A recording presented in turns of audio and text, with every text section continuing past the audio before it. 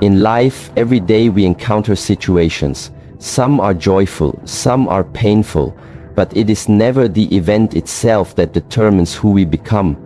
It is the attitude we bring to these events that creates our life. A positive mental attitude is not naive happiness, it is inner strength. It is not pretending that everything is fine, it is choosing who you want to be, even when things are not fine. Today I would like to share with you 5 habits that can help you develop what I call an unbreakable positive mental attitude. One that, like bamboo, bends but does not break. Every morning, before the noise of the world reaches you, before the phone lights up with notifications, and before responsibilities start calling your name, there exists a small window of purity, a moment untouched by pressure, expectation, or distraction. This is not just a time to wake up your body, it is the sacred beginning of your inner world. How you begin your day determines the foundation for your thoughts, your reactions, your emotions, and your energy. That is why the habit of morning silence is not just a suggestion, it is a necessity for anyone who desires an unbreakable, positive mental attitude. In the temple where I live and train, we wake before the sun rises. Not because of obligation, but because we understand the value of early awareness. The first act of the day is not physical. It is not about checking anything or preparing to rush out. It is simply about being. Sitting still, breathing slowly, watching, observing, listening. Within this silence, the truth begins to whisper. The silence in the morning is not about being passive or lazy. It is a form of active presence. You are sitting not to escape the world, but to prepare yourself to meet it fully. You are meeting yourself. Most people begin their day in reaction. As soon as they wake up, their minds are already running. They check their phones, they check the news, they think about what they lack or what they fear. The outside world immediately floods their attention. So from the very first breath, their mental attitude is hijacked by worry or comparison or urgency. How can one hope to cultivate peace and strength if the first action of the day is surrendering control? Instead, I encourage you to reclaim this first moment. Develop the habit of sitting quietly, even for 5 minutes. No need for complex technique. Simply sit upright. Keep your spine long, your hands relaxed on your knees, eyes either closed or gently resting downward. Focus on your breath. Feel the air entering and leaving your nose. Do not try to force thoughts away, just observe them like clouds moving across the sky, and then gently bring your attention back to the breath again and again. In the beginning, the mind will resist. It will say, this is boring, this is a waste of time, this is uncomfortable. But these are not your voice, these are habits of distraction. You must go beyond them. You must allow yourself to meet the silence long enough that it starts to work on you. In this silence, you may start to notice patterns. Maybe your mind often begins the day with judgment or anxiety. Maybe you notice how your body feels tight or restless. These observations are not problems. They are signs. They are the beginning of insight. The habit of silence gives you the mirror to see yourself clearly before the day reflects a distorted image back to you. After a few days of practice, you may notice subtle shifts. You might respond to stress with more calmness. You might speak more slowly and listen more deeply. You might even begin to feel gratitude for things you used to overlook. All of this comes from one small habit: giving yourself to the silence before the noise of the world can shape you. If you want a strong tree, you do not water the leaves, you water the roots. Your attitude, your peace, your discipline, these are roots, and morning silence is water. Once this habit is part of your life, you will notice that you carry this silence into everything you do. The silence becomes not just a morning ritual, but a state of mind. You begin to speak from a quieter place. You begin to act from a deeper space. The world outside may be fast, may be loud, may be uncertain, but inside you remain grounded. This silence is not empty. It is full of awareness, full of strength, full of choice. And that is what attitude truly is. Choice. The choice to respond instead of react. The choice to create instead of complain. The choice to be instead of always doing. Do not underestimate this habit because it is simple. The most powerful things in life are not complicated. A mountain stands strong not because it moves but because it stays rooted. You too can be that mountain, but only if you learn to meet yourself fully before the world meets you halfway. Begin tomorrow. Sit just 5 minutes. Do nothing. Watch your breath. Allow the silence to welcome you. It is not the silence of absence. It is the silence of presence. That is the birthplace of all unbreakable strength. If you can hold yourself each morning in this way, then no situation can truly shake you. No person can steal your peace. No difficulty can dominate your heart, because before the day begins, you have already won it. After the stillness of morning has reminded you who you are, there must follow action, not rushed action, not scattered effort, but disciplined movement, the kind of movement that connects your body to your mind and your spirit to your breath. This is the second habit, and without it, the silence will not sustain itself throughout the day. In the tradition I follow, we say that the body is the temple of the mind and the mind is the gate to the spirit. If your body is weak, your thoughts become heavy. If your body is restless, your focus breaks easily. Movement is not only a physical activity, it is a way to direct your energy with purpose and clarity. Disciplined movement is different from random exercise. It is not about looking a certain way or achieving speed or power. It is about becoming aware of your own potential, your own rhythm, your own limitations, and slowly overcoming them step by step, breath by breath. You are not fighting the body, you are learning to cooperate with it, to train it like a wild horse, and eventually ride it with calm confidence. Every movement becomes a message to your mind when you train in this way. For example, when I perform a simple kung fu form, the outer observer sees kicks, punches, stances, but what I experience is much deeper. I am learning balance. I am learning where tension lives in my body. I am learning how thoughts arise when I struggle and how they settle when I breathe with intention. This is how movement transforms into meditation. You can choose any form that resonates with your nature.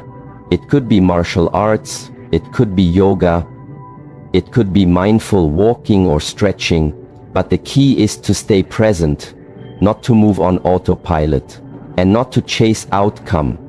This is why I say disciplined movement, because discipline means awareness. It means you decide to stay with the discomfort without letting it turn into frustration or distraction. As you train the body, you will face resistance some days. The body will feel tired. Some days the mind will whisper excuses. It is in those moments that your attitude is tested. Will you obey the voice of weakness, or will you rise and move anyway, not aggressively, but consistently with dedication and care? Each time you move with awareness, you send a signal to yourself. I am not giving up. I am not falling back into chaos. I choose direction. One of the greatest benefits of disciplined movement is that it sharpens your inner mirror. Through physical practice, you reveal the patterns of your mind when the muscles begin to shake and the breath becomes heavy. What stories do you tell yourself? Do you say, I cannot do this? Or do you say, this is how I grow? Through that awareness, you get the chance to rewrite those stories, to replace I am not enough with I am becoming stronger. To replace this is too hard with I am learning to endure. And slowly this strength moves off the training floor and into your daily life. When someone criticizes you, instead of reacting from ego, you breathe and stay grounded. When a situation turns uncertain, instead of panicking, you rely on the calmness you practiced in movement. When your goals feel far away, Instead of giving in to despair, you remember the patience your body taught you. Your body becomes your ally, not just in health, but in attitude. It reminds you of the truth that growth is not comfortable, but necessary. That discipline is not punishment, but freedom. That challenge is not the enemy, but the path itself. This is why I always say, do not wait for motivation to come before you move. Let movement create your motivation. When the body moves, the mind follows. And when the mind follows, it quiets down. It becomes less chaotic, more stable, more focused, and a focused mind is a positive mind. A strong body supports a resilient heart. Some people think discipline is a harsh word, but in my experience it is the most compassionate thing you can offer yourself.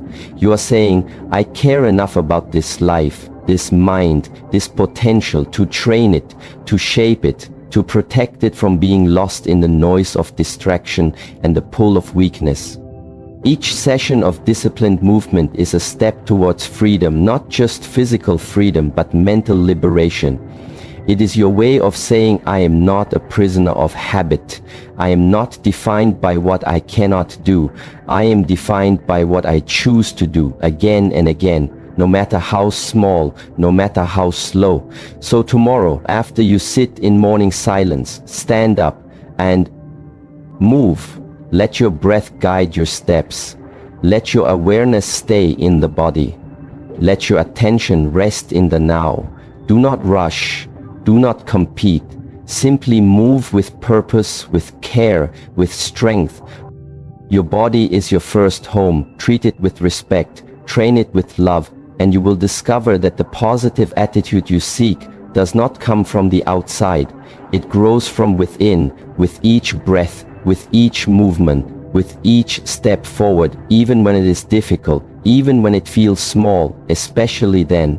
If you commit to this habit, the body will become your teacher, and the lessons it teaches will carry you through every challenge with grace and with power. Once your day begins with silence and your body is awakened with disciplined movement, you now enter the world fully awake, fully present. But this is where the real challenge starts. Because the world does not care if you sat in stillness or if you moved with awareness. The world will still try to pull your attention in every direction.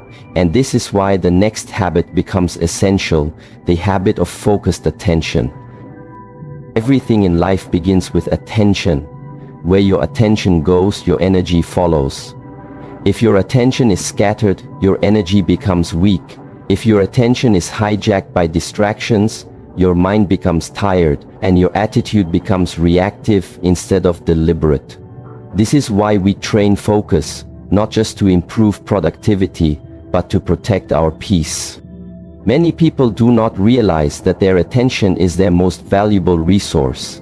They give it away freely to devices, to complaints, to fears, to every little thing that demands a moment of it without question.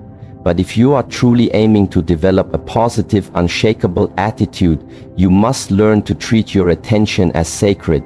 Only then can you direct your mind, instead of letting the world direct it for you. One of the best ways to practice focused attention is to choose one task and give it your full presence. This may sound simple, but it is not easy, because the modern world is designed to fragment your focus. You open your phone to check a message, and within seconds, you are scrolling through news, through images, through noise. Your task is forgotten, your energy is drained, you feel busy but accomplish little, and that busyness becomes your identity.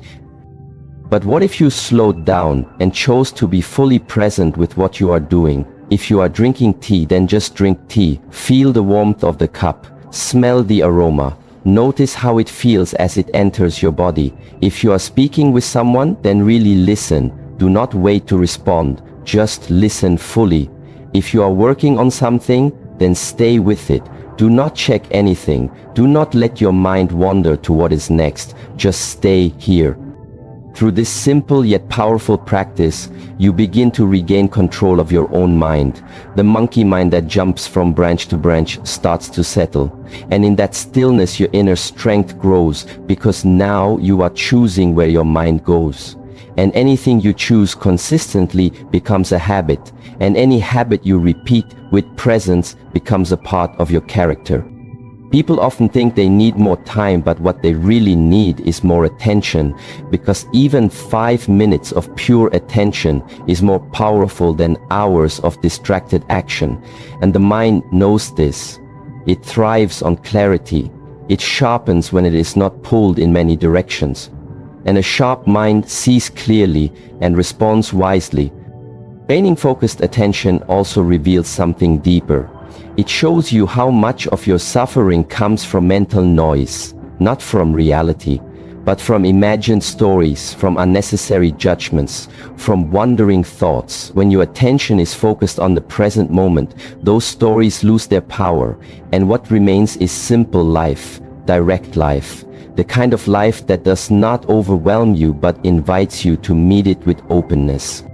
Some people say they cannot focus, but that is not true. The truth is, they have not trained it.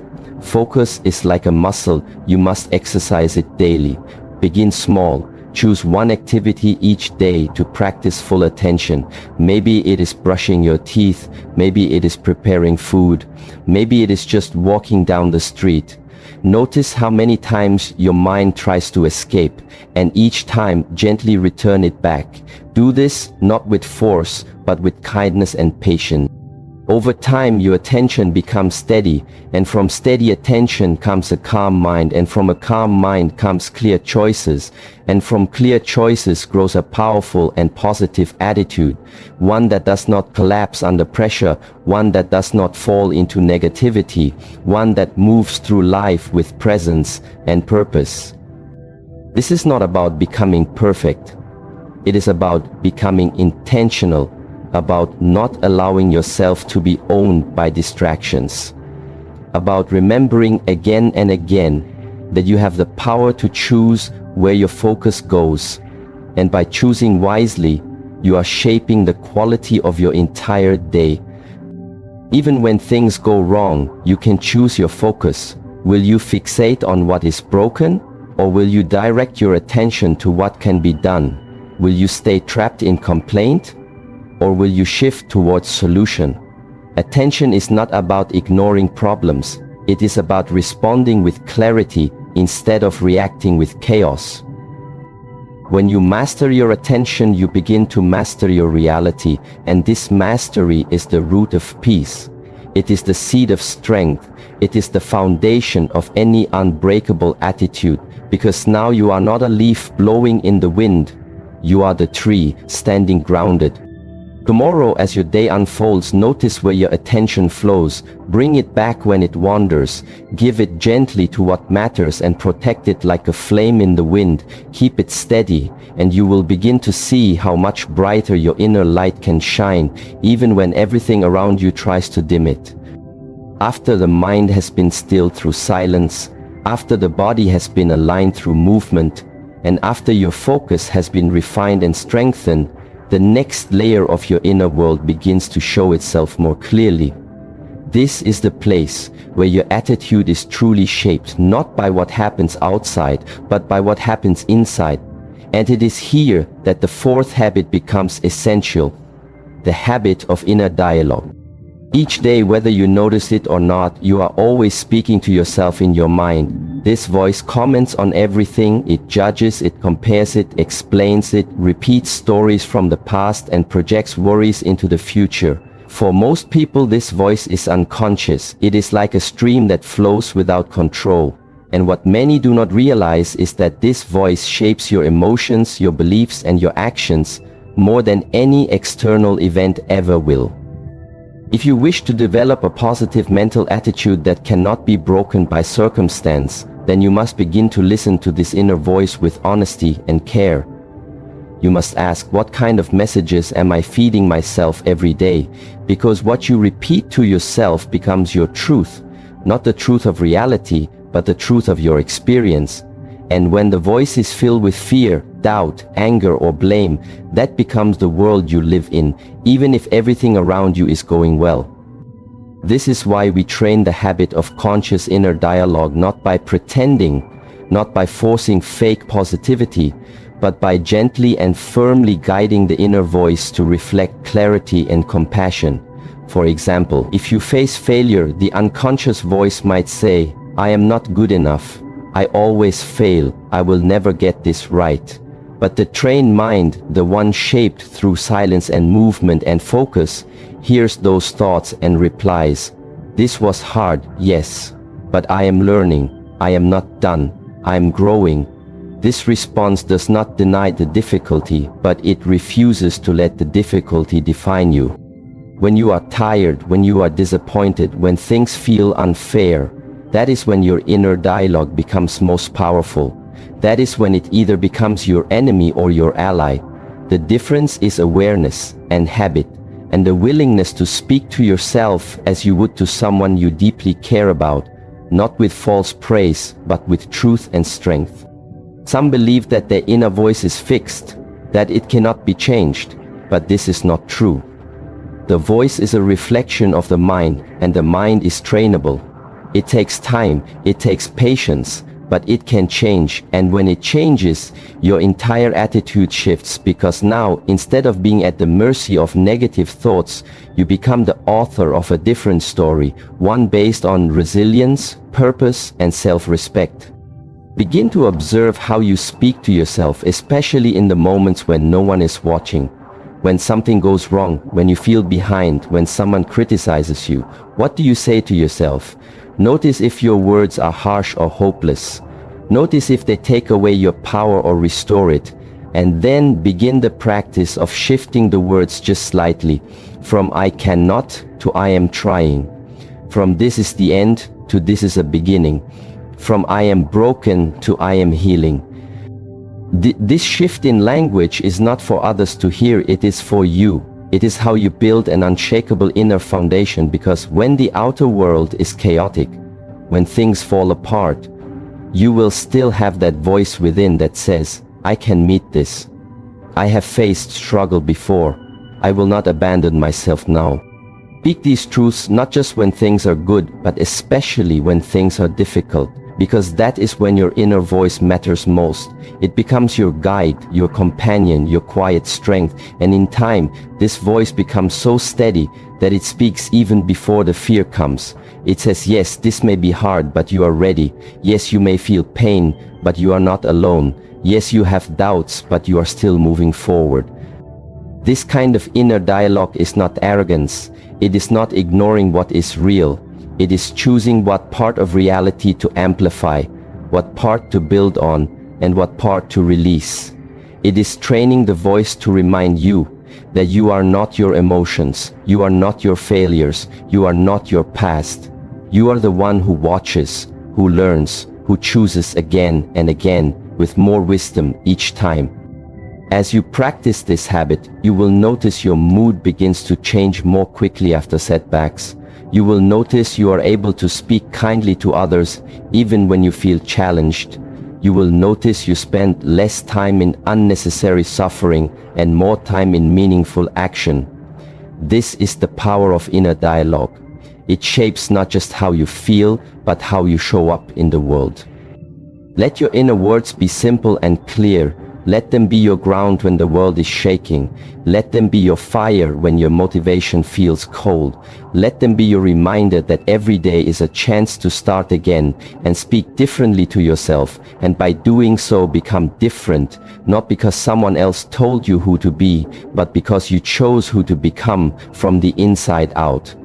When the voice within becomes strong, steady and supportive, then no matter what happens outside, you carry peace, you carry courage, you carry the unbreakable truth that you are never truly alone, because your own mind walks with you and speaks with you always.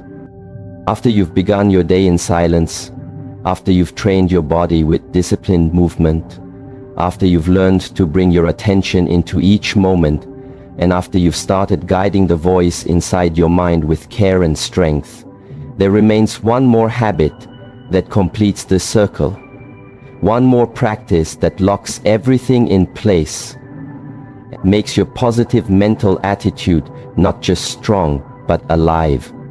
This habit is conscious contribution, the act of giving beyond yourself, not for reward, not for praise, but because it nourishes something deep inside your spirit.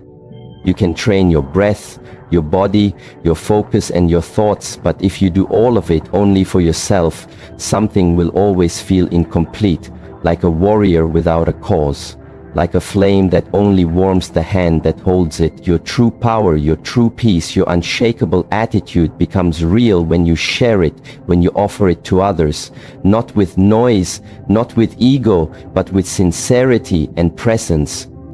Contribution is not about grand gestures. It is about the small choices you make each day when no one is watching, the way you speak with patience when others are rushing, the way you help someone without being asked, the way you listen when someone is not being heard. Each of these acts may seem small, but they carry weight, they carry meaning, and they strengthen your own mindset, because each time you act with kindness, you remind yourself that you are not helpless, you are not alone. You are not here just to survive, you are here to serve, something greater than comfort or fear. Many people look outward and ask, what can the world give me? What can I get? What do I deserve? But the real shift begins when you reverse the question. When you wake up and ask, what can I give? Who can I support? How can I be useful to even one person today? This question is not a burden, it is a gift, because it takes your attention